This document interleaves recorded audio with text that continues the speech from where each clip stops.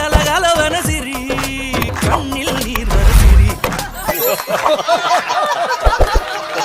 வாழ்க்கையே நம்ம நேசிக்கணும் முதல்ல. இன்னைக்கு பல விஷயங்களை நம்ம இழந்துட்டு அதை தேடி தேடி அலைஞ்சிக்கிட்டு இருக்கோம். வீட்டில் அம்மாட்ட அம்மா நல்ல ரோஸ்ட தோசை நெய் போட்டு சுட்டு கொடுமா அப்படின்னு நாங்கள்லாம் எங்கள் அம்மாட்ட சின்ன பிள்ளையில தொந்தரவு பண்ணோம். இப்போ ஹோட்டலில் போய் வீட்டு தோசை மாதிரி சின்னதாக ஊற்றி குடியா அப்படிங்கிறான். அப்போ நாங்கள் கேட்ட நெய் தோசை இன்னைக்கு எப்படி மாறிடுச்சுன்னா வீட்டு தோசை. அதுக்கு ஒரு பேர் வச்சுருக்காங்க. அதுக்கு பேர் என்னது? கல் நைஸ். கல் நைஸ். வீட்டு தோசை மாதிரிங்க, கல் நைஸ். எண்ணெய் ஊத்தாம கொடுங்க அப்படிங்கிறான். வீட்டு தோசையை ஹோட்டலில் போய் கேட்டுக்கிட்டு இருக்கான். இன்னைக்கு எங்கே பார்த்தாலும் மரச்சக்கு எண்ணெய் இங்கேயே ஆட்டி தரப்படும் அப்படின்ட்டு செக்கை வச்சு அங்கனே நம்ம முன்னாடியே ஆட்டி கொடுத்துக்கிட்டு இருக்கான். மண்பானை சமையல், வீட்டு சமையல், மெஸ், இதுதான் இன்னைக்கு ஓடிக்கிட்டு இருக்கு. என்ன காரணம்னா அதை நோக்கி நம்ம இன்னைக்கு போய்கிட்டு இருக்கோம். வாழ்க்கையில பல விஷயங்களை இழந்துட்டோம்.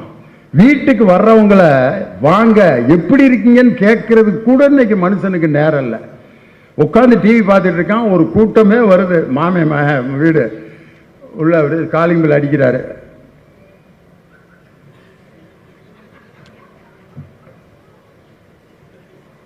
உட்காருங்க அப்படின்னு இப்படி இருக்கான். ஆனால் நாங்கள்லாம் சின்ன பிள்ளையா இருக்க போய் வீட்டுக்குள்ள வந்த அந்த விசாரிப்பு இருக்கு பாருங்க.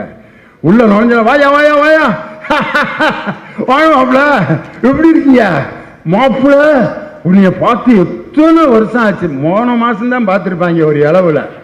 ஆனா உன்னைய பார்த்து எத்தனை வருஷம் ஆச்சு. நல்லா இருக்கியா மாப்பிள்ள? அப்பா இப்படி இருக்காரு. அம்மா இருக்க. அம்மா ஏதோ பாத்ரூம்ல வலிக்கு உறிஞ்சிருன்னு சொன்னாங்க. காலில் ஏதோ அடிபட்டு இருக்குன்னு சொன்னாங்க. நல்லா இருக்கா? நல்லா இருக்கு. மகன் எப்படி படிச்சுட்டு இருக்கானா? +2. அடுத்த வருஷம் என்ன செய்ய போற? சேர்க்க போற. ஏதாவது காலேஜில் சேர்க்கணும். மக 8வது படிக்குதா? எப்படி படிக்குது? நல்லா படிக்குதா? அப்புறம் பெரியப்பா அப்படி இருக்காரு. வீட்டுக்கு வந்தாரா? நல்லா பார்க்குறாரா? ஊனும் அம்புட்டு சொந்தத்தையும் விசாரிச்சுட்டு அவன் போயிடுவான். கொஞ்ச நேரம் கழிச்சு அந்த வீட்டில் இருக்க பெரியவர் வருவார். வா மருமனே, நல்லா இருக்கியா? அப்பா எப்படி இருக்காரு? நல்லா இருக்கு. அம்மா பாத்ரூமில் வலிக்கு விழுந்துருச்சுன்னு காலில் அடிபட்டுருக்குன்னு சொன்னாங்களே, எப்படி இருக்கு? நல்லா இருக்குங்க, நல்லா இருக்கு. ஃப்ராக்சரா இல்லை தசை சுடிப்பான்? இல்லை ஃப்ராக்சருன்னு தெரில, தசை பிடிப்புன்னு தெரில. இப்போ தான் எக்ஸ்ரே எடுத்திருக்கான். ட்ரீட்மெண்ட்டு நடந்துக்கிட்டு இருக்கு. விட்டு வந்தான். பையன் என்ன படிச்சுக்கிட்டு இருக்கேன்? அவன் திருப்பி +2 படிச்சுட்டு இருக்கேன். அடுத்த வருஷம் என்ன சேர்க்க போகிற? காலேஜில் சேர்க்க போகிறேன். மக 8ஆம் கிளாஸ் படிக்குதுங்க. எந்த ஸ்கூலில்? இந்த ஸ்கூலில் படிக்குது. அப்படியா? பெரியப்பா அப்படி இருக்காரு? நல்லா இருக்காரு. வீட்டில் எல்லாம் நல்லா இருக்காருல்ல? அவர் போயிடுவார். திடீர்னு ஒரு சின்ன பையன், தாத்தா நல்லா இருக்கியா? பாட்டி பாத்ரூமில் வலிக்க விழுந்துருச்சாம்ல? நான் என்னடா நான் இத்தனை பேத்துக்குடா சொல்கிறது கம்ப்யூட்டர் மாதிரி அப்படின்னு அம்பூட்டு பேத்துக்கிட்டே சொல்லி கடைசி அந்த அம்மா வரேன். ஏனே நல்லா இருக்கானே? வீட்டில் பாட்டி பாத்ரூம்ல நல்லா இருக்கேன். நல்லா இருக்கேன்டா. நல்லா இருக்கேன்னு சொல்லியே நான் நல்லா இல்லாமல் போயிடுவேன் போல இருக்கேன். ஏன்டா ஒரு 50 பேராடா ஒரே நேரத்தில் விசாரிப்பீங்கன்ட்டு. அந்த 50 பேரும் விசாரிக்கிற விசாரிப்பு, உட்கார்ந்து பேசுகிற அந்த கலகலப்பு, பேசி சிரிக்கின்ற அந்த நகைச்சுவைகள், ஒருவரை ஒருவர் கிண்டல் பண்ணிட்டு இருக்கிற அந்த கிண்டல்கள், கேலிகள், தாய் மாமே மகன், அத்தை மக, மாமக, கொழுந்தியா இந்த ரூட்டை கொடுக்கறது, கிண்டல் பண்றது, இதெல்லாம் காணவே காணாமையா கல்யாண வீட்டில்? கொழுந்தியான்னு ஒன்று ஒருத்தர் சொந்தம். ஒருத்தர் சிரிக்கிறார் பாருங்க. 2-3 கொழுந்தியா இருக்கும் போல இருக்கு அவருக்கு. அந்த கொழுந்தியாளுகள்கிட்ட பேசுகிற சுகம் இருக்கு பார்த்தீங்களா? என்ன கொழுந்தியார? நான் ஒன்றும் கவனிப்பே இல்லை. ஆமாம், எங்கள் அக்காவில் கொடுத்ததே அதிகம், இதில் நாங்கள் வேற யாக்கம். உங்கள் அக்கா குழம்பு வச்சா நீ இப்படி ரசம் வச்சு தர மாட்டியாக்க? ஆமாம், ரசத்தை கொண்டு வந்து கொதிக்க வச்சு உங்கள் முகரையில் ஊற்றுவான். அப்படின்னு ஊற்று, அப்படியாவது ஊற்று, கொஞ்சம் சாப்பிட்டுக்கிடுவான் அப்படின்னு அந்த மாமாவும் கொழுந்தியாலும் பேசிக்கிறது. அத்தை மகளும் அத்தை மகனும் கிண்டல் பண்ணிக்கிறது. இந்த நகைச்சுவை பேச்சை எங்கனையாவது கேட்போமா அப்படின்னு நானும் தேடி தேடி பார்க்குறேன். ஒரு இடத்துல கூட இல்லையா. எல்லாம் சைலண்டா இருக்கேன். வீட்டில் சொந்தக்காரங்க வந்திருக்கிறதுக்குரிய அறிகுறியே இல்லை. நல்லா இருக்கீங்களா? மகனை கூப்பிடுறாரு. டேய் மாமாடா, வணக்கம் சொல்லு. மாமாடா. Hi hi uncle. அவர் என்ன எடுத்தோன்னே அசிங்கமான ஒரு வார்த்தையை சொல்கிறேன். ஆயினா நம்ம ஊரில் வேற இல்லை, என்னைய போய் அப்படி சொல்கிறானே ஹாய் அங்கிள் அப்படின்னு போயிடுறேன். மகன் ஏன் பேச மாட்டாரா? இவ்வளவு பேசினதே அதிகம். ஹாய் அங்கிள்னு சொன்னானே அது வரைக்கும் நீங்கள் கொடுத்து வச்சுருக்கீங்கன்னு அர்த்தம். வாயை தர அப்படி அமைதியாக போய் அவன் ஒரு ரூமுக்கு போயிடுறான். மகளை கூப்பிட்றாரு. மக நல்லா டான்ஸ் ஆடும், இங்கே மாமாவுக்கு ஆடிக்காட்டு. ஆடு பாப்பா, பாட்டை போடவா, நீங்கள் வேணா ஆடி காட்டுங்க அப்படின்ட்டு போயிடுச்சு. அவர் வர வரைக்கும் 3 மணி நேரம் ஆடிக்கிட்டு இருந்திருப்பாங்க. ஆனால் இவர் அந்த மாமாட்டை ஆட சொன்னதுக்கு அது வாட்டுக்கு இப்படி பார்த்துட்டு அப்படி போகுது. இந்த கலகலப்பான பேச்செல்லாம் போச்சு. டாக்டர்னாலே பெரும்பாலும் பேச மாட்டாங்க. பேசாமல் இருக்கவர் தான் ரொம்ப இன்டெலிஜென்ட்டான டாக்டர் அப்படின்னு ஒரு கருத்து இருக்கு இன்னைக்கும். எங்கள் ஊரில் ஒரு கார்டியாலஜி டாக்டர் இருந்தார். நோயாளி வந்து புலம்பி தள்ளுவான், முகத்தில் எந்த ரியாக்ஷனும் காட்ட மாட்டார்.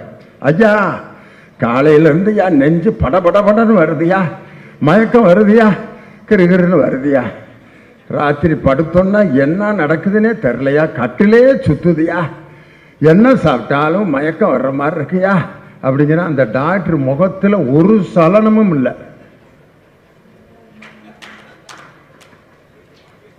ஒரு பேப்பர் எடுத்தார், வரிசையாக மாத்திரையெல்லாம் எழுதிட்டு திருப்பி இப்படியே கையில் கொடுத்தாரு. ஒன்றுமே பேசலை. கொடுத்து அப்படின்னு மருந்து வாங்குற இடத்த காட்டுறாரு. அங்கே போய் மருந்து வாங்கி அவர் சொல்கிறபடி சாப்பிடு அப்படின்னாரு. அந்த நோயாளி இப்படியே பார்த்தேன். இவர்கிட்ட வர்றதுக்கு பதிலாக பேசாமல் வீட்டிலே படுத்திருந்தா அதுவாக சரியாக இருந்திருக்கும் போல இருக்கு. நம்ம வியாதியை சொன்னதை பற்றிய ஒரு கவலை கூட ஒரு முகத்தில் தெரிவிக்கலையேன்னு. பேசாத பல டாக்டர்களை பார்த்துருக்கான், தேவையில்லாத இடத்துல பேசுகிற டாக்டர்களை பார்த்துருக்கான். சில டாக்டர்கள் ராத்திரி 11 மணிக்கு டிவியில் வந்து பேசுவாங்க, பார்த்துருக்கீங்களா? எல்லாம் தூங்கணுன்னு. இல்லற வாழ்க்கையில் பிரச்சனையா, திருமணம் செய்து ஏன் செய்தோம் என்று பயமா அப்படின்னு ஆரம்பிப்பார். அப்படி ஒரு டாக்டர். இன்னும் சில டாக்டர்கள் ஒவ்வொரு மாவட்டமாக சுற்றுப்பயணம். பத்திரிகையில் தர்மபுரி விஜயம் காலை 10 to 1 இந்த லாட்ஜ், 2 to 5 இந்த விடுதியில் நீங்கள் அவரை நேரடியாக சந்தித்து லேகியங்களையும் விளக்கங்களையும் பெற்றுக்கொள்ளலாம். அப்படி ஒரு டாக்டர் இருப்பார். இன்னும் சில டாக்டர்கள் நம்ம கிராமத்தில், அவங்க டாக்டர்னு சொல்ல முடியாது, சந்தையில் வந்து லேகியம் விற்பாங்க, பார்த்துருப்பீங்க. எல்லா வியாபாரிகளும் அமைதியாக வச்சுக்கிட்டு இருப்பாங்க. இவர் மட்டும் ஒரு பெட்ரோமாக்ஸ் லைட்டை வச்சு ஒரு சின்ன மைக்கை போட்டு வரிசையாக அந்த லேகிய பாட்டில் அடுக்கிக்கிட்டு நாகமலை தோகமலை நடுவருக்கு வீரமலை சுத்தி படர்ந்த மலை சூதாட வையமலை சித்தி படர்ந்த மலை சூதாட வையமலை சித்திமலை சிவன்மலை கொங்குமலை கொடகுமலை இந்த 10 மலையிலையும் தேடி கண்டுபிடிக்க முடியாத ஒரு இலை எடுத்து அந்த இலையிலிருந்து உருவாக்கப்பட்ட லேகியம், அதெல்லாம் உதல சுதல பார்த்தாலும் அந்த 4 லோகத்திலையும் கண்டுபிடிக்க முடியாத விதை எடுத்து அந்த விதை இலையும் கனெக்ஷன் பண்ணி உருவாக்கப்பட்ட லேகியம். 200 பேர் சுத்தி நின்றுரும். அப்படியே ஐயா என்னமோ விற்கிறாரான்ட்டு. அதுக்கப்புறம் அந்த லேகியத்துக்கு விளக்கம் கொடுப்பார். சில பேர் காலையில் பாத்ரூமில் வாளியில் தண்ணி எடுத்துக்கிட்டு சென்டர் பண்ணி உட்காருவான், முக்குவான், முனகுவான், திக்குவான், திணறுவான், எந்திரிப்பான், உட்காருவான், மேட்ரு கீழே இறங்க முடியாமல் அவ்வளவு சிரமப்பட்டுக்கிட்டு இருப்பான்.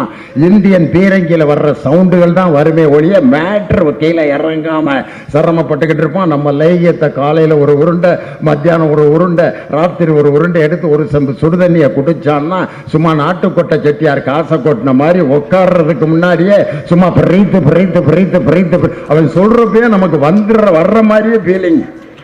அப்படி சில டாக்டர்களையும் பார்த்துருக்கான்.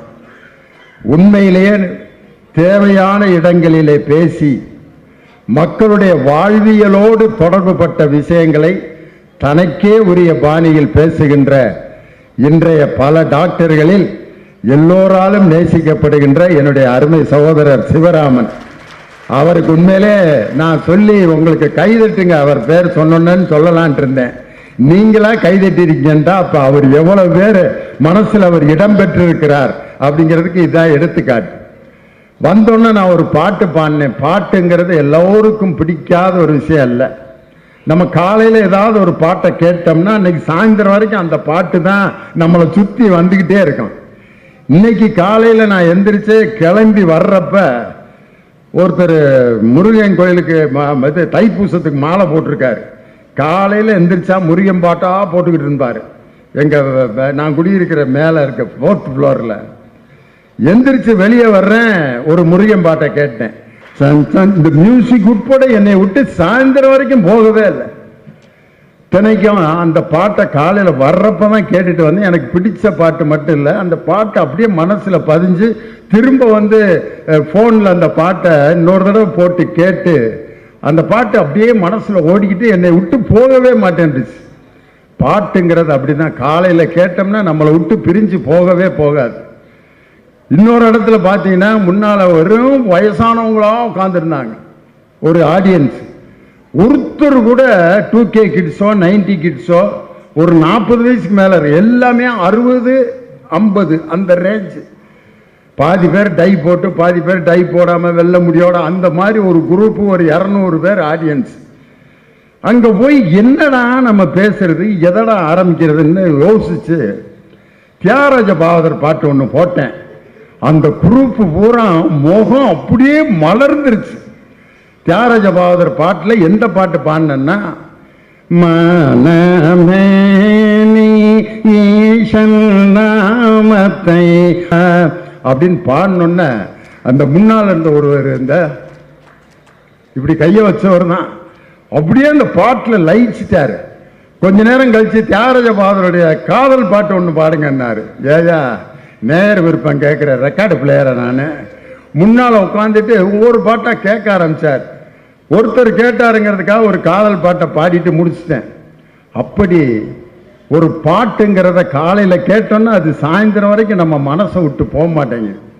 அப்படிப்பட்ட இசையோடு வாழ்ந்தவன் உண்மையிலே தமிழன். இன்னைக்கு எனக்கு கொடுத்திருக்கிற தலைப்பு வாழ்க்கை கவிதை வாசிப்போம். இது ஒரு பாட்டில் வந்த வரி. எந்த பாட்டுன்னு எல்லோருக்கும் பிடித்த பாட்டு. என் இனிய நண்பர் வித்தக கவிஞர் பா. விஜய் அவர்களுக்கு தேசிய விருதை பெற்றுக் கொடுத்த ஒவ்வொரு பூக்களுமே என்ற பாடலில் வருகின்ற வரிதான் வாழ்க்கை கவிதை வாசிப்போம். வாழ்க்கை கவிதை வாசிப்போம், வானமளவு யோசிப்போம், முயற்சி என்ற ஒன்றை மட்டும் மூச்சு போல சுவாசிப்போம் அப்படின்னு எழுதி ஒரு திரைப்பட கவிஞரின் பாடல் முதலில் பல்கலைக்கழகத்தின் பாடமாக வைக்கப்பட்ட பாடல். என் நண்பன் பா. விஜய் எழுதிய அந்த ஒவ்வொரு பூக்களுமே என்ற பாடலில் வந்த வரி வாழ்க்கை கவிதை வாசிப்போம். கவிஞர் கந்தர்வனுடைய ஒரு கதை ஒன்று ஒரு 3 நாளைக்கு முன்னாடி படித்தேன். தான் அந்த கதையோட பேர். அந்த கவிஞர் கந்தர்வனுடைய கதைகள் இங்கே இருக்கும், வாங்கி படிங்க.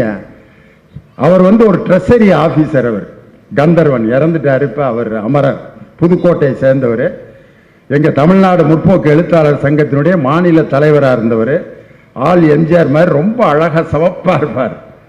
அந்த கந்தர்வனுடைய கதை தான் அந்த கதையோட பேர். அந்த கதையில் அவர் ஒரு ட்ரெஷரி ஆஃபீஸரு.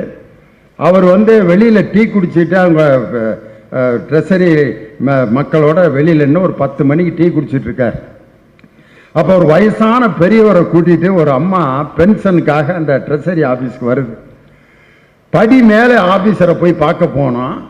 அந்த படியில் அந்த அம்மா அவரை அப்படியே தவழ்ந்து அப்படி கூட்டிட்டு போகுது. அவரும் அப்படியே அந்த அம்மாவை தோளில் பிடிச்சி அப்படியே 4 படியில் ஏறி ஆஃபீஸர்கிட்ட போய் ஏதோ ஒரு அப்ளிகேஷன் கொடுக்கறதுக்காக போகிறாங்க. லாஸ்ட் படியில் போகிறப்ப அவர் தடுமாறி கீழே விழுந்துடுறாரு. அப்படியே உருண்டு கீழே விழுகிறாரு. அந்த அம்மா பதறி கீழே அதே மாதிரி ஒடியாந்து அவரை கத்துது. உடனே ட்ரெஷரியில் வேலை செய்கிறவங்க எல்லாரும் அவர் அப்படியே உடனே கூட்டி என்னம்மா அப்படின்ட்டு ட்ரெஷரி ஆஃபீஸராக இருந்த அந்த கந்தர்வன் அப்போ புதுக்கோட்டையில் அரசு மருத்துவக் கல்லூரியெலாம் கிடையாது. தஞ்சாவூர் மருத்துவக் கல்லூரி மருத்துவமனைக்கு அவரை கூட்டிகிட்டு போய் அவருக்கு மருத்துவம் பார்த்துட்டு ராத்திரி வரைக்கும் அவர் கூடயே இருந்துட்டு அவருக்கு நிறைய ரத்தம் போயிருச்சுன்னு சொன்னோன்னே ஏன் ரத்தத்தை எடுத்துக்குங்க அப்படின்னு அவருடைய ரத்தத்தை கொடுத்துட்டு அந்த ட்ரெஷரி ஆஃபீஸர் நான் வெளியில் வந்தேன். ரத்தம் கொடுத்துட்டு ரொம்ப சோர்வாக நான் வெளியில் வந்தேன். ராத்திரி ஒரு 10 மணி இருக்கான். சாத்துக்குடி இருக்கிற கடைக்கு பக்கத்தில் வேட்டியை பொத்தி தூங்கிட்டு இருந்தான். அவனை எழுப்பி, பா ஒரு சாத்துக்குடி ஜூஸ் இருந்தால் போடுறியா? போட்டு தர்றையா அப்படின்னு எந்திரிச்சு அந்த நேரத்தில் அந்த மிக்சியை பிட்டப் பண்ணி சாத்துக்குடியெல்லாம் வெட்டி ஜூஸ் அப்படியே அந்த திருகி போட்டு சுகர்லாம் போட்டு ஒரு சுத்த சாத்துக்குடியில் அவருக்கு அப்படியே போட்டு கொடுத்துருக்கான்.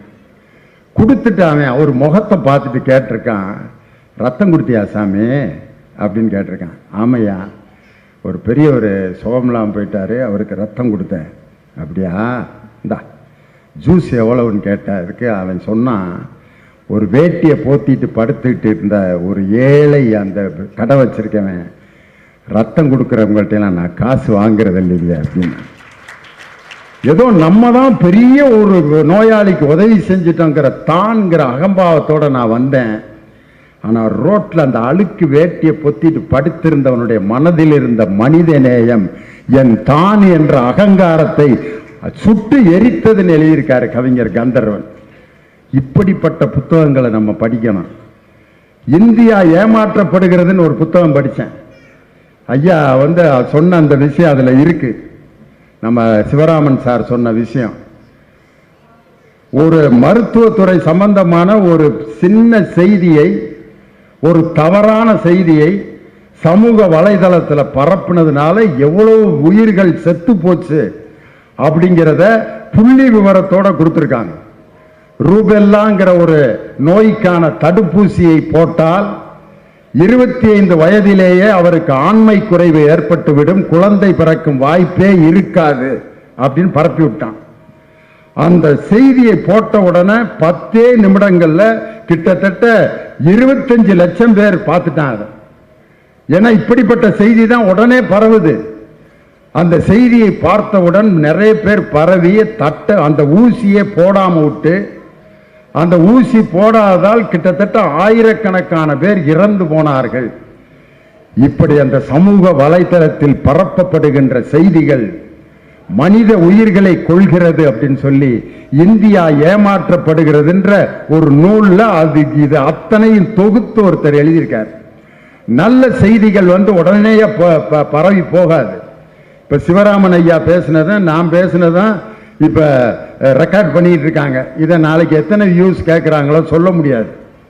ஆனா இந்த மாதிரி செய்தி உடனே பரப்பிடுது. தர்மபுரியில் ஒரு அரசியல் பொதுக்கூட்டத்தில் பேசிட்டு இருக்கேன், நான் செத்துட்டேன்ட்டு ஒரு செய்தியை போட்டு விட்டாங்க. மாலையை போட்டு லியோனி சாலை விபத்தில் அகால மரணம். நான் பேசிட்டு இருக்கேன், கொண்டு வந்து காட்டுறாங்க, அண்ணே நீங்க செத்துட்டீங்கன்னு நியூஸ் போட்டாங்கண்ணே அப்படின்னு. அதை உடனே நான் ஆடியன்ஸ் கிட்ட காமிச்சிங்க, பேசிட்டு இருக்கேன், என்னைய கொண்டுட்டாங்க அப்படின்ட்டு. ஒரு 5 வருஷம் 10 வருஷத்துக்கு முன்னாடி இதே மாதிரி நான் செத்துட்டேன்ட்டு ஒரு புரளி மலேசியா வரைக்கும் பரவி அங்கிருந்து என்னை விசாரிக்க ஆரம்பிச்சிட்டாங்க. எனக்கிட்டே விசாரிக்கிறேன், இறந்துட்டீங்களாம்ல நீங்க அப்படின்ட்டு. டேய் பேசிட்டு இருக்கிறதே நான் தாண்டா அப்படின்னு. அப்படியா, இல்லை நீங்க இறந்துட்டீங்கன்னு சொன்னாங்க. அதான் நானே பேசுறேன், அப்புறம் இறந்துட்டீங்கன்னு சொன்னாங்கன்னா விளாடுறியான்ட்டு மலேசியா ரேடியோவில் அப்புறம் லியோனி உயிரோடு இருக்காருன்னு விளம்பரம் பண்ணாங்க.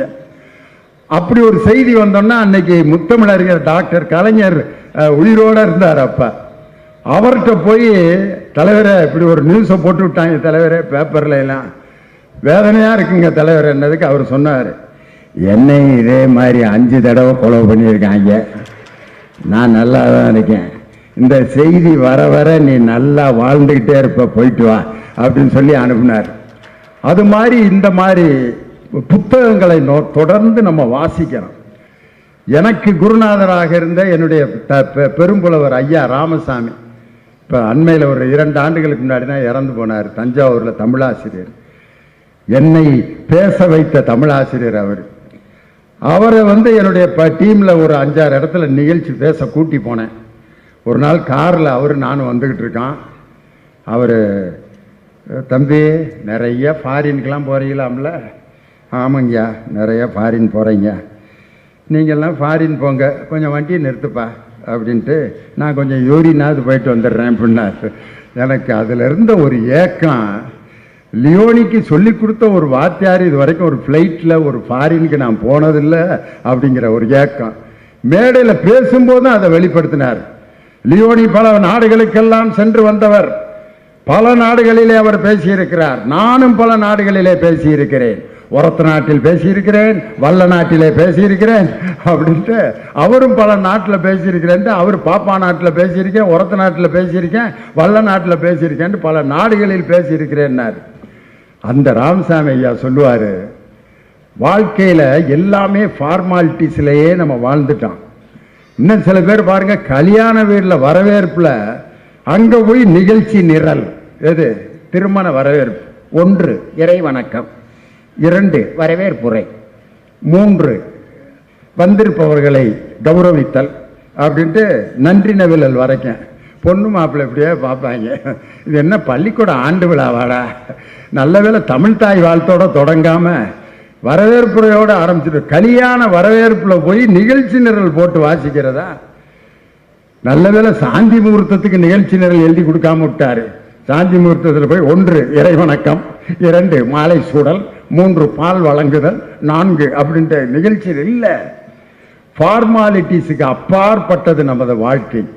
இதயங்களும் இதயங்களும் இணைகின்ற அந்த சுகம் இருக்கு பார்த்தீங்களா? அந்த சுகத்தை இன்னைக்கு நம்ம இழந்து தனித்தனி தீவுகளாக வாழ்வதில் இன்னைக்கு மகிழ்ச்சி கொண்டுகிட்டு இருக்கான். நம்ம ஒவ்வொரு மனிதனும் படிக்க வேண்டிய புத்தகங்கள், ஏராளமான புத்தகங்கள். வாழ்க்கையை வாசிப்பது என்பது வெறும் புத்தகங்களை வாசிப்பது மட்டுமல்ல, ஒரு மனிதனை, அவனுடைய முகத்தை வாசிப்பது, அவன் என்ன எதிர்பார்த்து வந்திருக்கிறான் என்பதை தெரிந்து கொண்டு அதற்கு தகுந்தாற் போல ஒருவன் பழகுவது. இங்க வந்திருக்கீங்களே, இந்த முகம் முன்னால் உட்கார்ந்து உங்களுடைய முகங்களை எல்லாம் நான் பார்த்துக்கிட்டே பேசணும். நீங்க என்ன எதிர்பார்க்கிறீங்கிறத ஒரு 10 நிமிஷத்துல நான் இந்த மேடையில் நின்று அதை கணிக்கலைன்னா நான் பேசுவதற்கே தகுதியற்றவன் என்று பொருள். சில பேர் இங்க வந்திருக்கவங்க என்ன கேட்கிறாங்களோ கேட்கலையோ அதை பத்தி கவலையே படுறதில்லை. அவங்களுக்கு தெரிஞ்சதெல்லாம் அடிச்சு விட்டு போயிடுவாங்க. ஒரு கவிதை என்பது எப்படி இருக்கணும்? கம்பராமாயணமும் கவிதை தான். ஆனால் அந்த கவிதையை சொல்லி ஒருவர் அதற்கு விளக்கம் சொல்லி அதனுடைய நயத்தை நமக்கு சொல்லணும். ராமனுடைய அழகை பற்றி கம்பர் ரொம்ப அழகான ஒரு கவிதை சொல்வார். வெய்யோனொளி தன்மேனியில் விரிசோதியில் மறைய பொய்யோ எனும் இடையானோடும் இளையானோடும் போனான் மையோ மறிகடலோ மரகதமோ மழைமுகிலோ ஐயோ இவன் வடிவென்பதோர் அழியா அழகுடையான்பார். ஐயோ, எப்படியா நீ இவ்வளவு அழகா இருக்க, கண்ணங்கரே இருந்தாலும் இவ்வளவு அழகா இருக்கியான். இந்த வெய்யோனொளி தன்மேனியில் விரிசோதியில் மறைய பொய்யோ எனும் இடையானோடும் இளையானோடும் போனான். இந்த கவிதை கேட்கறதுக்கு சுகமா இருக்க, என்ன சொன்னாருங்கிறது நமக்கு தெரியாது. சில பேர் இதே மாதிரிதான் இருப்பான், என்ன நினைக்கிறாங்கிறத கண்டே பிடிக்க முடியாதியா. வீட்டுக்கு வருவாங்க, வாங்க வாங்க, என்ன விஷயமா வந்தீங்க? சும்மா இப்படியே வந்துட்டு போலான்ட்டு வந்தேன். உட்காருங்க, சொல்லுங்க. இல்லை சும்மா உங்களை அப்படியே பார்த்துட்டு போகலான்ட்டு. என்னடா 10:45 ஆகுது, இன்னும் சும்மா பார்த்துட்டு போகலான்னு கடைசி வரைக்கும் எதுக்கு வந்தாருங்கிறதையே சொல்லாம திரும்ப ஒரு காப்பியையும் ஒரு முறுக்கையும் தின்னுபிட்டு திருப்பி எந்திரிச்சு போயிட்டாரு. ஏன் வந்தாரு, எதுக்கு வந்தாரு தெரியவே இல்லை. என்னமோ சொல்ல வந்திருக்காரு, சூழ்நிலை சரியில்லை, எந்திரிச்சு போயிட்டாரு. அவர் என்ன நினைக்கிறாருங்கிறத சொல்லுறதற்கு பார்த்தீங்களா, அது ஒரு பெரிய கலை. சொல்லணும், விளக்கி சொல்லணும்.